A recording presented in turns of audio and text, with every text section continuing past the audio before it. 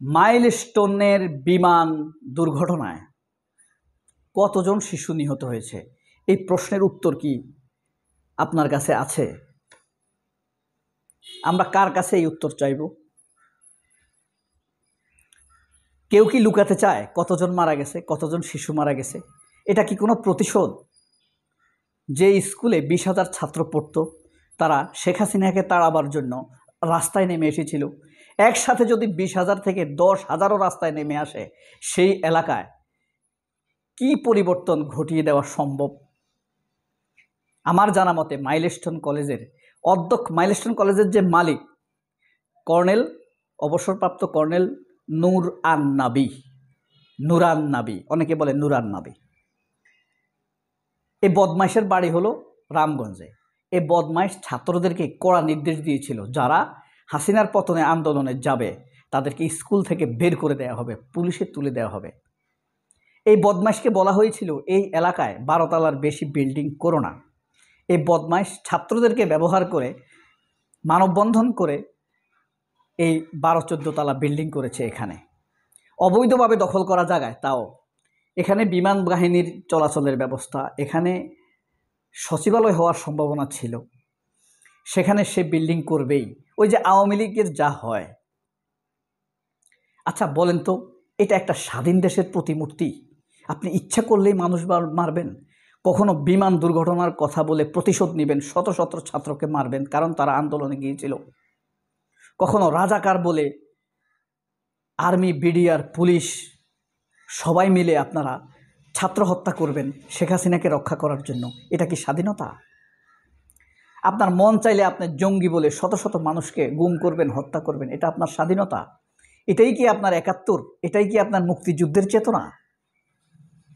আপনার মন চাইলেই আপনি মানুষকে গুম করে ফেলবেন, মন চাইলে গুলি চালাবেন, মন চাইলে মব বলবেন। এটা কোন ধরনের মব? মন চাইলে আপনি সামন্তলালকে ফিরিয়ে আনতে বলবেন। এটা কি স্বাধীনতা নাকি ভারতপন্থা? আপনি মন চাইলেই শত শত মানুষকে আপনি অ্যারেস্ট করবেন, পঙ্গু করে দিবেন। মন চাইলে আপনি রাজাকার বলে মারবেন, মন চাইলে আপনি শিবির বলে মারবেন, মন চাইলে আপনি জামায়াত ইসলামী বলে মারবেন, মন চাইলে রাষ্ট্রবিরোধী বলে মেরে দিবেন, মন চাইলে আপনি হেফাজত বলে মারবেন, মন চাইলে আপনি আক্রমণ করে বসবেন যে কোনোভাবে, মন চাইলে আপনি বিডিআর বিদ্রোহের কথা বলে সেনা অফিসারদেরকে মারবেন। এইসব ষড়যন্ত্র আসলে আসে কোথায় থেকে? সীমান্তের ওই পার থেকে বাস্তবায়ন করে এই ওয়াকারের মতো অপরাধীরা। ওয়াকারের মতো অপরাধীদেরকে আশ্রয় প্রশ্রয় দানকারী কয়েকজন লোক সমগ্র একটা বাহিনীর উপরে সিন্দাবাদের ভূতের মতো বসে আছে। এই দেশ কি এভাবেই চলতে থাকবে? যাদের টাকায় অস্ত্র কিনা হয়, যাদের টাকায় সেনাপ্রধান চলে, যাদের টাকায় সরকারি কর্মকর্তা কর্মচারীরা চলে, যেসব প্রবাসীদের, দেশের কৃষক, খেটে খাওয়া কামার কুমার ক্ষুদ্র ব্যবসায়ী, এদের ট্যাক্সের টাকাই তো এরা চলে। অথচ সবার আগে আক্রমণ নেমে আসে এদের উপরে। এই যে দেখেন, এতগুলো শিশু নিহত হলো, 50-এর অধিক তো নিশ্চিত। এই 50টা শিশুর মা বাবা, তাদের হৃদয়ের কথা কি একবার ভাবছেন? বিভৎস লাশ চোখের সামনে, কি ভয়ঙ্কর ব্যাপার। আচ্ছা ভাবেন তো, একবার এই মা বাবাগুলো হাত তুলে আল্লাহর কাছে নালিশ দিয়ে দিল, যাদের ষড়যন্ত্রে শিশুগুলো বিভৎসভাবে নিহত হয়েছে, এরা তো শহীদ হওয়ার কথা। তাদের আল্লাহ তুমি বিচার করো।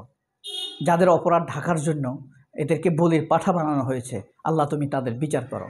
যদি আল্লাহর কাছে এই ভঙ্গুর হৃদয়ে এই নালিশ দিয়ে দেয় কান্নাকাটি করে, তখন কি হবে এদের? আল্লাহ যখন ভয়ঙ্করভাবে ধরে ফেলবে, তখন ঠুটনি ছিঁড়ে নিয়ে যাবে। ঠিক যেভাবে নমরুদের মৃত্যু হয়েছিল, যেভাবে ফেরাউনের মৃত্যু হয়েছিল, যেভাবে আবু জেহেলের মৃত্যু হয়েছিল, সেভাবে এদের মৃত্যু পরোয়ানা জারি হতে পারে। মৃত্যু কোনো শাস্তি না। মৃত্যু সব মানুষে মরবে, ইমানদারও মরবে, বেঈমানও মরবে, কিন্তু মৃত্যুর ধরনটা একটা শাস্তি, মৃত্যুর কারণটা একটা শাস্তি। মৃত্যু শাস্তি না, কিন্তু মৃত্যু যে কোনো মানুষ যে কোনোভাবে হতে পারে। দেখেন এই মানুষগুলো নিরপরাধ শিশু, অপরাধ করার চিন্তাও এদের মনে জাগে নাই, শিশুগুলোকে এভাবে শেষ করে দিল। এর পেছনে ষড়যন্ত্র সুনিশ্চিত।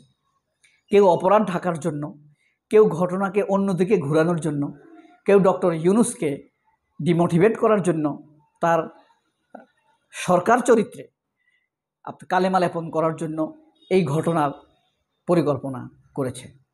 যে একই ঢিলে দুই পাখি, যে পাইলটকে হত্যা করা হয়েছে, আমি হত্যাই বলবো। আপনি যেই বিমানে ব্ল্যাক বক্স নেই সেই বিমান আপনি একজন সলো পাইলটকে ফ্লাই করার জন্য পাঠালেন। এটা একটা বড় বিস্ময়কর ঘটনা। এখন এই সকল কিছুর জবাব আপনি কোথায় পাবেন? Who will payable for this answer?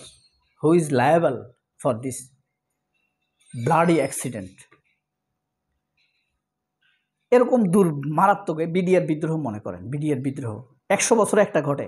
সমগ্র বিশ্বযুদ্ধ চলেছে কতদিন যাবৎ? প্রায় 5 বছর যাবৎ, 3 বছর, 43 সালে শুরু হয়েছে না? তাহলে সারা বিশ্বযুদ্ধে 57 জন অফিসার নিহত হয় নাই, জানেন আপনি? আর আমাদের দেশে এক বিডিআর বিদ্রোহে 57 জন অফিসার নিহত হয়েছে। মানে এখানে টার্গেটই ছিল অফিসারদেরকে হত্যা করা, সেনাবাহিনীকে দুর্বল করে দেওয়া। সেটার তদন্ত হবে। তদন্ত যারা চায় না তাদের ভালো লাগবে না, অশান্তি লাগবে, তাদের মুখোশ উন্মোচিত হয়ে যাবে। এ কারণে কি এই ঘটনা ঘটানো হলো? গুম কমিশনের অধিকতর তদন্তের যে কমিশন চলছে সেটাতে বাধা প্রদান করার জন্যই কি এই ঘটনা ঘটানো হলো? এগুলোই কি তোমাদের স্বাধীনতা, তোমাদের স্বাধীনতার চেতনা? আচ্ছা, যারা এই ভিডিওটি শুনছেন বা এই পর্যন্ত দেখছেন, সবাই প্রয়োজনে এখানে ভিডিওটা বন্ধ করে দেন। একবার ভাবুন তো, এই যে স্বাধীনতার চেতনা দিয়ে শিবির হত্যা করা হলো, জামাতের লোকদেরকে ফাঁসি দেওয়া হলো, জুডিশিয়াল কিলিং করা হলো, হেফাজতের লোকদেরকে মারা হলো, এই যে ছাত্রদেরকে হত্যা করা হলো, রাজাকার বলে মারা হলো, এটাই কি স্বাধীনতা? আরেকটি উত্তর দেন। এই স্বাধীনতা যে বলে, চেতনার কথা বলে, আমরা আসলে কি পেলাম বলেন তো? আপনার জীবনে স্বাধীনতার কি ইনফ্লুয়েন্স আছে, কি অবদান আছে? শুধু কিছু বাণী ব্যতীত, কিছু বক্তৃতা ব্যতীত, আর স্বাধীনতার নামে অত্যাচার ব্যতীত। তাদের কাজে বাধা পড়লেই বলবে স্বাধীনতা বিরোধী, তাদের চুরিতে বাধা পড়লেই বলবে রাজাকার, তাদের মদ গাঁজার নেশায় বাধা পড়লেই বলবে যে এরা শিবির, তাদের দুর্নীতিতে বাধা পড়ে গেলেই বলবে এরা জামাত।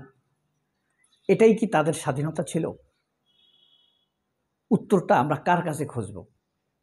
54 বছর যাবৎ যারা আমাদের কাছে স্বাধীনতা বিক্রি করেছে তারা তো পলাতক। তাহলে এখন কে দিবে এই উত্তর? সবাই অনেক ভালো থাকবেন। আল্লাহ হাফেজ। আসসালামু আলাইকুম।